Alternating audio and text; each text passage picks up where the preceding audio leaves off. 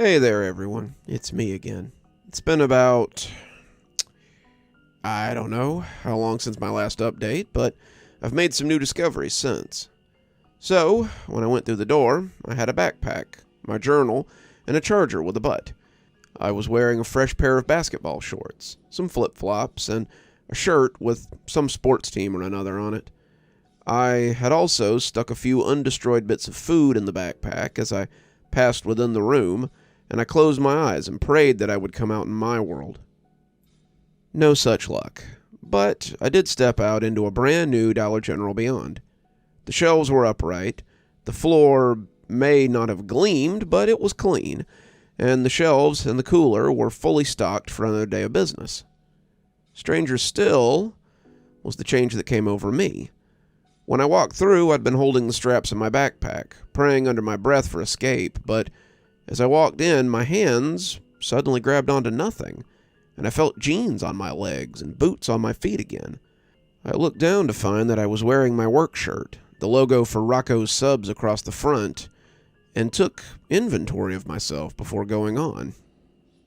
Discovery number 4. You can't take things with you from other Dollar Generals.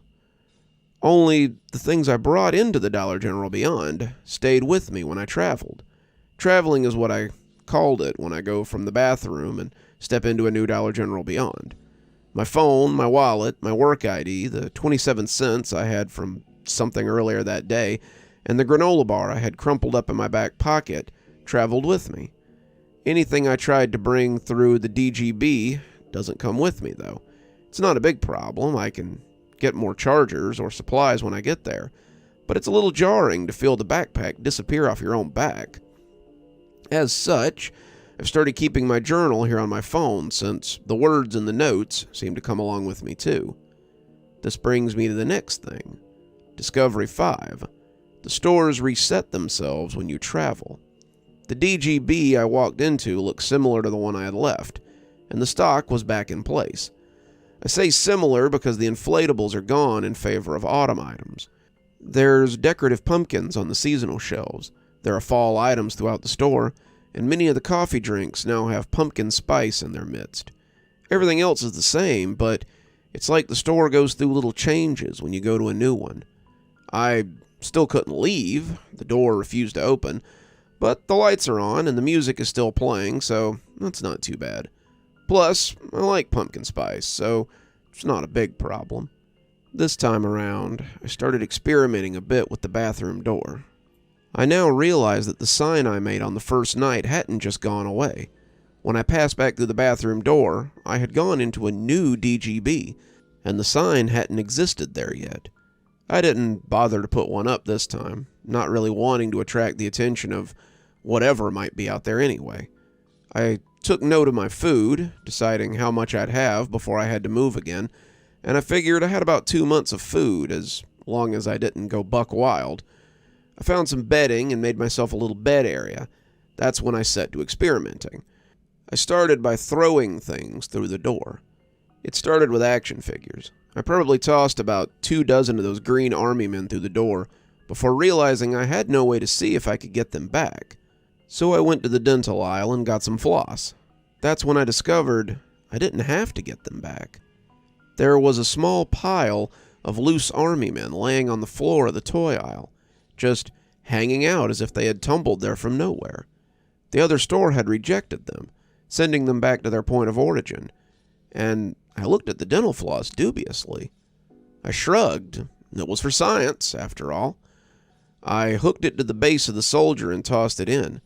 The army man disappeared into the space, and the dental floss kept spooling out as if the door was pulling it. It came out quickly, running out fast enough to make me think I might see smoke, and when the spool jerked as it hit the end, the little box fell out of my hand. It slid across the ground and went in too. I watched the door for a few seconds before going to see if both had gone back to their point of origin.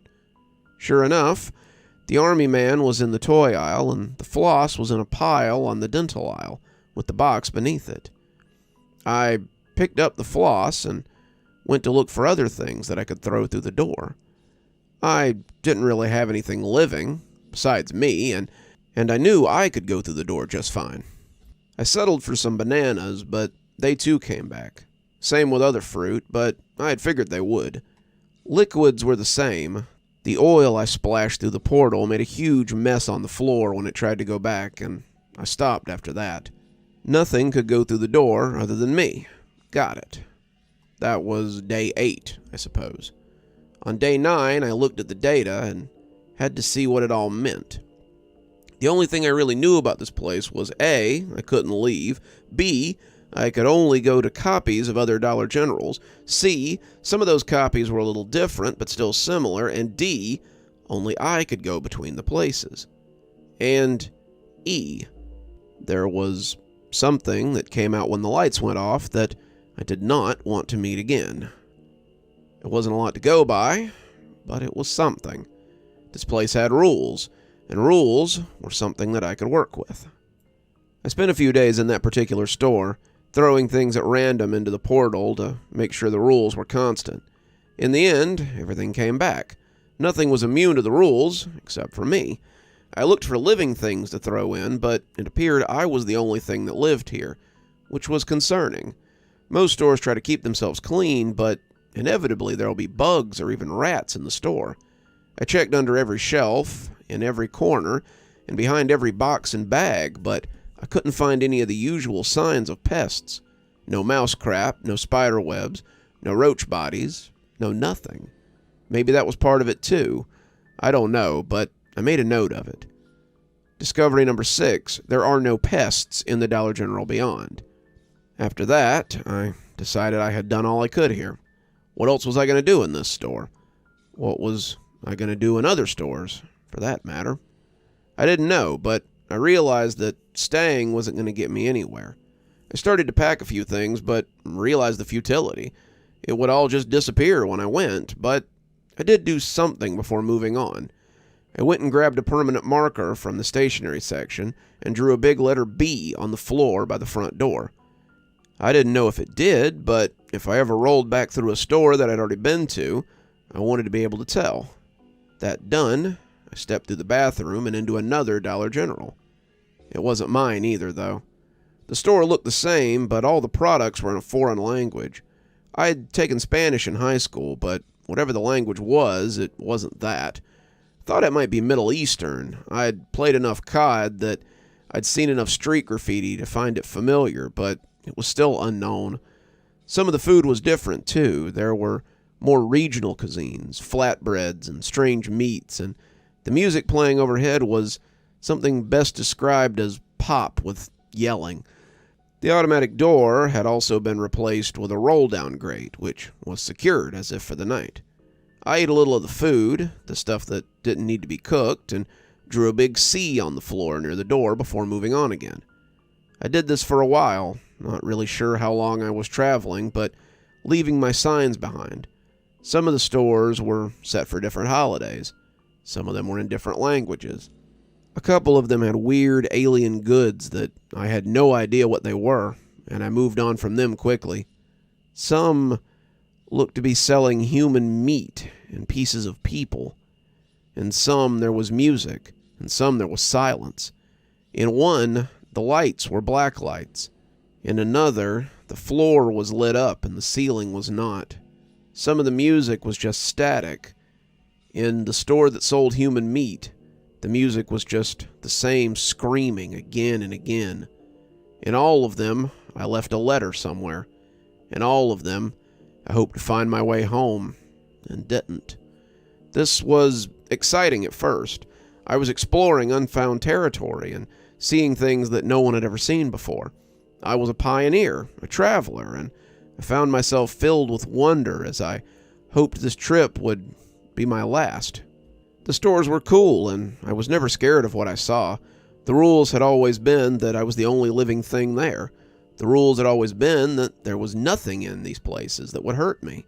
I had put the creature out of my mind, though perhaps I had dreamed about it, and as time went by, I couldn't tell you how long I spent just going from one to the next, to the next, to the next. In some I spent days. In some I spent minutes. When I was tired, I slept. When I was hungry, I ate. When I had to go, I went. Wasn't until I drew a Z on the ground of a particular Dollar General, one with a strange mixture of French and Spanish products that all seemed to be made of lamb meat, that I realized how long I'd been doing this. This was the 26th store that I'd been to. I'd been going straight through many of them, and had yet to see anything beyond the front door other than the murk of night, or darkness, or whatever it was. I hadn't found anyone else either, and that was beginning to worry me. I also hadn't run back over any of the letters, which was less worrisome, since it meant there might be an end to these stores. I found I'd been looking at the Z on the floor for several minutes, before shaking it off and heading back to the bathroom. Nothing to do now but carry on. It would be another 7 stores before my ideas of being alone were challenged. The letters had replaced my days by then. I could have no more told you how long I'd been here than I could have told you who the King of Spain was. I had been leaving double letters after the Z, but I figured that at some point I would have to leave triple and quadruple. I tried to sleep as little as possible, keeping moving until I had to stop. I was yawning as I went into the store that I was already thinking of as FF, and I walked into a familiar scene, though I knew it wasn't the place I'd thought it was.